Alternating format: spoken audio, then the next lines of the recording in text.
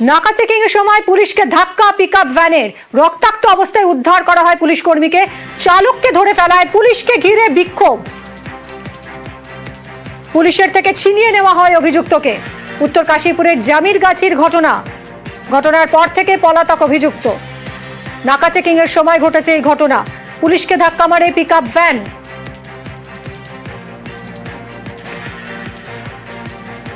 রক্তাক্ত অবস্থায় পুলিশ কর্মীকে উদ্ধার করা হয়েছে। চালককে ধরে ফেলায় পুলিশকে ঘিরে বিক্ষোভ দেখানো হতে থাকে। পুলিশের থেকে ছিনিয়ে নেওয়া হয় অভিযুক্তকে। উত্তর কাশীপুরের জামিরগাছির ঘটনা ঠিক কি ঘটেছিল, কিভাবে ঘটলো এই ঘটনা, আমরা জানবো আমাদের কাছ থেকে।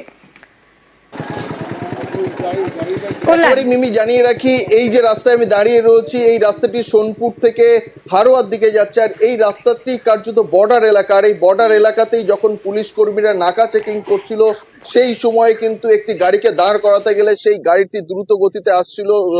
একটি কনস্টেবল যিনি দাঁড় করানোর চেষ্টা করছিল, তাকে সেই দ্রুত গতিতে গাড়ি এসে সজোরে ধাক্কা মারে এবং এই রাস্তার ওপরই পড়ে যায়। ব্যাপকভাবে রক্তাক্ত হয়েছেন, আহত হয়েছেন ওই কনস্টেবল। ঘটনার পর যে সমস্ত পুলিশ কর্মীরা খবর পায়, তারা এসে এই গাড়িটিকে ধরে ফেলে। গাড়ি সহ গাড়ির চালক এবং খালাসি তাদেরকেও পুলিশ ধরে রেখে দিয়েছিল বলে স্থানীয় মানুষজন একেবারে তারা জানাচ্ছে।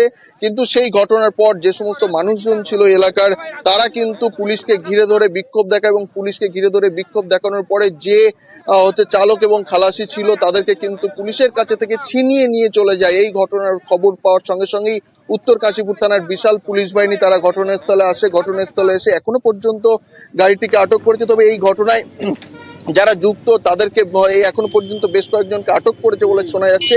যে পুলিশ কর্মী আহত হয়েছে, তাকে উদ্ধার করে এখান থেকে জিরানগাছা ব্লক প্রাথমিক স্বাস্থ্য কেন্দ্রে ভর্তি করা হয়েছে। তার অবস্থা আশঙ্কাজনক হওয়ায় তাকে কলকাতার একটি সরকারি হাসপাতালে স্থানান্তরিত করা হচ্ছে। তবে ঘটনার পর থেকে এখনো পর্যন্ত কিন্তু পুলিশ রয়েছে, এলাকার যে সমস্ত সাধারণ মানুষজন রয়েছে তারা কার্যত আতঙ্কিত। কারণ যেভাবে দিনের আলোতে পুলিশকে ধাক্কা মারা হচ্ছে, এই ঘটনায় কার্যত আতঙ্ক ছড়িয়ে পড়েছে এলাকায়। ইতিমধ্যেই কলকাতা পুলিশের যে ট্রেন গাড়ি, সেই গাড়ি এসছে। এই যে গাড়িটিকে আটক করে রাখা হচ্ছে, সেই গাড়িটি থানাতে নিয়ে যাবে। আর এই ঘটনাকে কেন্দ্র করে এলাকার যে সমস্ত সাধারণ মানুষজন, তারা এখনো পর্যন্ত কার্যত ক্ষোভে ফুঁসছে। মিমি,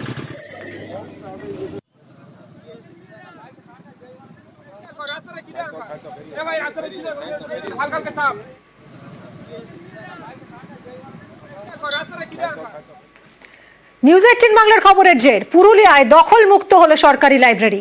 পুরুলিয়ার বেলডি গ্রামে গ্রামীণ লাইব্রেরি দখলের খবর আমরা দেখিয়েছিলাম 6 ফেব্রুয়ারি।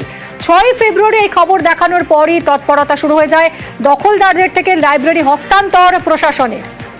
লাইব্রেরিতে লাগানো হলো নতুন তালাচাবি। ইন্দ্রজিৎ, আমাদের প্রতিনিধির সঙ্গে কথা বলবো। ইন্দ্রজিৎ, নিউজ 18 বাংলায় খবর সম্প্রচার করলাম আমরা, এবং তারপরই অবশেষে লাইব্রেরিতে নতুন তালাচাবি লাগানো হলো এবং হস্তান্তর সম্ভব হলো, দখলমুক্ত হলো লাইব্রেরি। দেখো মিমি, একেবারে তাই। তার কারণ এই বেলডি গ্রামে আমরা একটি আইসিডিএস কেন্দ্র দখল করেছিল স্থানীয় তৃণমূল নেতা, এবং তারপরেই আমরা খবর দেখানোর পর সেই আইসিডিএস কেন্দ্রটি এখন চলছে। প্রশাসন উদ্যোগ নেই। ঠিক একইভাবে গ্রামবাসীরা অভিযোগ করে যে আরসার বেলডি গ্রামে একটি 2001 সালে লাইব্রেরি তৈরি হয়েছিল এবং লাইব্রেরিটি বছর কয়েক চলার পরেই লাইব্রেরিটি দখল নেয় একটি ক্লাব। আর ক্লাবের কাছ থেকে দখল নেয় এক ব্যক্তি। সে নিজের একেবারে ছৌ নৃত্যের দলের সামগ্রী রেখে লাইব্রেরি তালা বন্ধ করে রাখতো। এবং এই গ্রামবাসীরা অভিযোগ করার পরে সেই খবর আমরা দেখাই বারে বারে, এবং তারপরেই প্রশাসন একেবারেই হস্তক্ষেপ করে এবং তারপরেই লাইব্রেরিটি দখলমুক্ত হয়। বর্তমানে লাইব্রেরিটি তালা দিয়েছে, স্থানীয় বিডিওর নির্দেশে তালা দিয়েছে বিডিও অফিসের কর্মীরা এসে। এবং বেশ কিছু বই ছিল, অস্থায়ী যে কর্মী তার বাড়িতে 250 বই ছিল লাইব্রেরি, সেই বইগুলোও সেখানে আনা হয়েছে। তবে এই লাইব্রেরিটি যাতে দ্রুত চালু হয়, সেই জন্যই গ্রামবাসীরা চাইছে যে দ্রুত যেন লাইব্রেরিটি আবার নতুন করে শুরু হয়। তবে যে দখলমুক্ত ছিল, বেআইনিভাবে দখল করে রেখেছিল স্থানীয় এক ব্যক্তি, গ্রামের মানুষ, তার কাছ থেকে দখলমুক্ত করা গেছে। গ্রামবাসীরা খুশি এবং ধন্যবাদ জানিয়েছি নিউজ 18 বাংলাকে। তার কারণ আমরা খবর করার পরেই প্রশাসন হস্তক্ষেপ করে এবং এটি দখলমুক্ত হয়। তবে গ্রামবাসীদের এর পরের যে দাবিটি হচ্ছে যে এই লাইব্রেরিটি যেন 2021 সালে যেমন চলছিল ঠিক সেইভাবেই 2001 সালে যখন তৈরি হয়েছিল, বেশ কয়েক বছর লাইব্রেরিটি চলেছিল, সেইভাবেই লাইব্রেরিটি যেন আবার নতুন করে একদম। চালু হয়। আমরা সেটাই স্থানীয় চাইছেন এই প্রশাসনের- মুহূর্তে। অনেক ধন্যবাদ ইন্দ্রজিৎ। নিউজ 18 বাংলাকে অনেক অনেক ধন্যবাদ যে এটা দখলমুক্ত করার জন্য। আর চাইছি যেমন পুনরায় শুরু হয় লাইব্রেরিটা, যাতে করে আমাদের সবাই পড়াশোনা করতে পারে, বই টই নেওয়া হয়, এটাই চাই যে পুনরায় শুরু হোক। হ্যাঁ, আগে ক্লাবের সদস্য ছিল, ক্লাবের পরে তখন আমরা সমাজপাড়ি করলি, ক্লাবে ছিল আমরা সমাজপাড়ি যখন করলি তখন ওই প্রধান আমাদেরকে বলে দিয়েছিল যে ঘরটা ফাঁকা পড়ে আছে, কোনো কিছু তো নাই। তখন বলছে তারা বলছে এই ঘরটা তো মোড়া পোশাক রাখো। আপনি কি এখন চাবি দিয়ে দিয়েছেন? হ্যাঁ, পুরো ভিডিওকে আমাকে ভিডিও বললো যে আপনি খালি করে দেন ঘরটা। আমি খালি করে দিয়ে সরস্বতী পূজার পরের দিন আমি সব কিছু চাবি সব দিয়ে দিয়েছি। আমার লাইব্রেরির নাম ছিল বেলডি জন গ্রন্থাগার ও তথ্য কেন্দ্র। এখন লাইব্রেরিটা বিডিওর দখলে। ভিডিও চাবি দিয়ে গেছে। হ্যাঁ, বিডিও চাবি দিয়েছিল। আপনারা কি চাইছেন? আমরা চাইছি ওখানে নতুন লাইব্রেরি হোক। আগুন রুখতে সতর্ক সিউড়ি। বোলপুরে বহুতলে আগুনের জেরে সতর্ক সিউড়ি। সিউড়ি শহরের একাধিক বহুতলে যৌথ অভিযান চালাচ্ছে সিউড়ি পুরসভা, দমকল, পুলিশ। একযোগে অভিযান চালানো হচ্ছে। সুপ্রতিম আমাদের প্রতিনিধির থেকে আরো ডিটেলে জানবো। সুপ্রতিম, আমরা যোগাযোগ করব সুপ্রতিমের সঙ্গে। আরো একবার আপনাদের দেখাই যে ছবিটা এই মুহূর্তে আপনারা দেখতে পাচ্ছেন। আগুন রুখতে যে ব্যবস্থা নেওয়া হচ্ছে, সিউড়ি শহরের একাধিক বহুতলে যৌথ অভিযান চালানো হচ্ছে। সিউড়ি পুরসভা, দমকল এবং পুলিশ একযোগে অভিযান চালাচ্ছে। বহুতলের অগ্নি নির্বাপন ব্যবস্থা খতিয়ে দেখা হচ্ছে। সুপ্রতিম রয়েছেন আমাদের সঙ্গে, আমাদের প্রতিনিধি। সুপ্রতিম।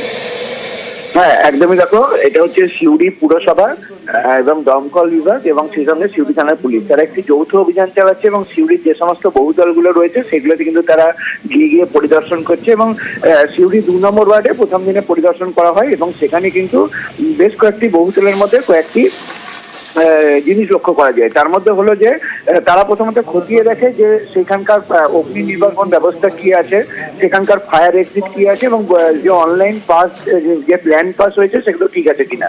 তবে একটি ফ্ল্যাট একটি ত্রুটি ধরা পড়েছে, সেটা হলো যে যদিও সেটি নির্মাণ হচ্ছে কিন্তু সেখানে অগ্নি নির্বাপন ব্যবস্থায় একটু ত্রুটি দেখা যায়। যদিও ফায়ার ব্রিগেড এবং পুরসভার তরফে তাদেরকে সময় দেওয়া হয়েছে এবং সেটা যেন তাড়াতাড়ি তারা ঠিক করে নেন, নইলে কিন্তু আইন মোতাবেক ব্যবস্থা গ্রহণ করা হবে, সেটা কিন্তু তারা পরিষ্কার বলে দিচ্ছে।